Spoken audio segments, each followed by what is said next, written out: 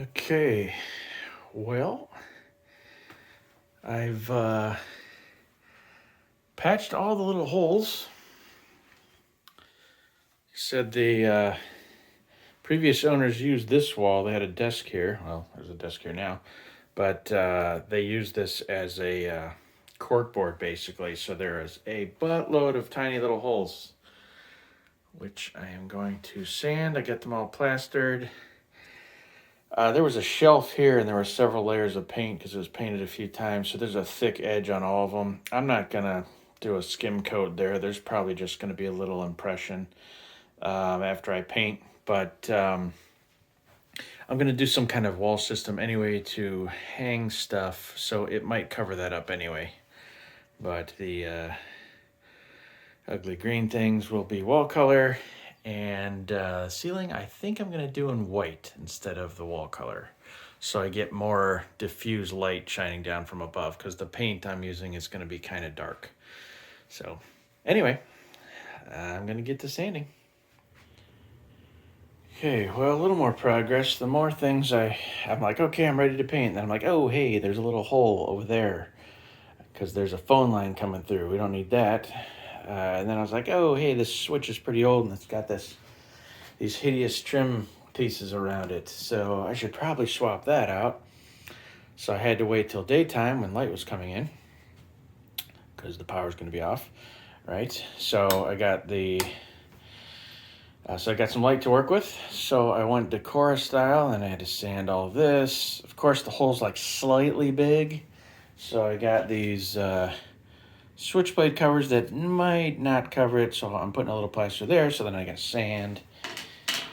Anyway, this outlet was another one of these old outlets from the 60s.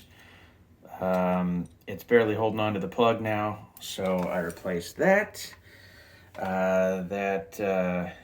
This is 12 gauge wire, by the way.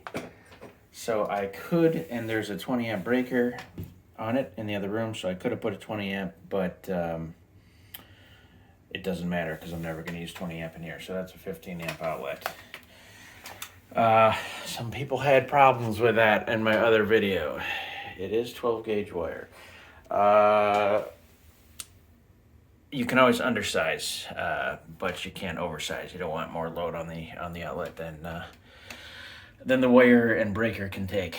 Anyway, phone line, patching that, waiting for that to dry. I keep finding, smaller imperfections. So I've got 1,000 patches on this wall here. Then I start picking at the ceiling here, and I'm like, what's that little bubble there? And then it turns into this big hole. And so that's the 5th time I've patched it. The plaster, as it dries, it kind of sucks back in. I know I probably should have stuffed it with something, but it was on the borderline, where you stuff it with newspaper. Anyway, I'll keep going. Okay, I've got key spots primed that would have been an issue to bleed through, like these dark green screens. There was also a stain running the length of the ceiling because there's a water pipe going to the spigot in the house. That, condensation happens and then you get a stain. So I did the kills over that too because it's supposed to seal in stuff and not let it stain. So right over that spot. Anyway, this stuff's thick and it's weird to paint, so I just did the key areas, all the patches and stuff. And when I cut the power and turn it back on, my router fried, so I got to go buy another router for the house, which is annoying. But I might as well upgrade all that stuff, all the network stuff I want to mount on the wall here really clean and have the antennas all pointing up and all over the house. So it's easily accessible and not sitting on a box. That's the plan anyway. I got to go to Home Depot, pick up a couple things, hit Walmart for a router. I need a bigger faceplate here. And I ripped out the baseboard all the way around, that brown rubber stuff. If I do get rubber again, there's a whole bunch of adhesive behind it. It's kind of a pain in the butt, but if I do get that rubber stuff again, I'm going to get black just to keep it clean, keep it fresh. Anyway, have a good one.